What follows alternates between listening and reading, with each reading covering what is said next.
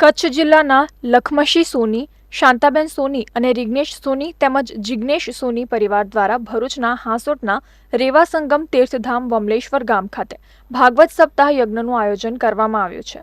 શ્રી રેવા સંગમ તીર્થધામ વમલેશ્વર વિકાસ મંડળ અને વમણનાથ મહાદેવ મંદિરના સહયોગથી આગામી તારીખ 23 નવેમ્બરથી તારીખ 29મી સુધી ભાગવત સપ્તાહનું આયોજન કરવામાં આવ્યું છે.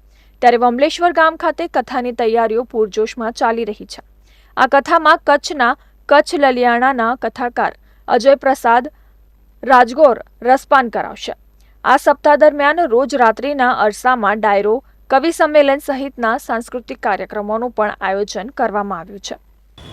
30 તારીખ સુધી પરિક્રમાવાસી તથા આજુબાજુમાં સમસ્ત સાથે મળી અને સેવાનો કેમ્પનો લાભ લે.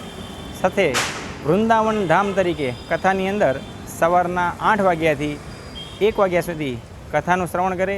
સામે બરસાણા ધામ જ્યાં પ્રસાદ 3 ટાઈમ પ્રસાદની વ્યવસ્થા રાખી છે. તો આ તીર્થક્ષેત્રની અંદર સર્વે જનતાને ભાવભર્યું આમંત્રણ છે.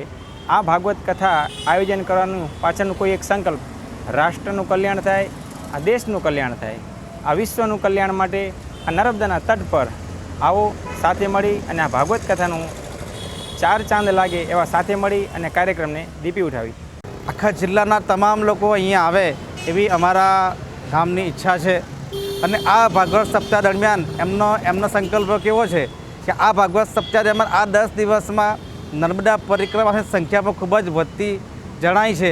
અને 10 દિવસ પરિક્રમાવાસીઓને પણ જમવા માટેની વ્યવસ્થા પણ એ જ લોકો કરવાના છે. એટલે ઘણી જ ભાગ્યની વાત છે. અને એમાં તમામ લોકો આ ભાગવત સપ્તાહમાં જોડાય એ માટે હું નમ્ર વિનંતી કરું છું. જય હિન્દ, નર્મદે હર.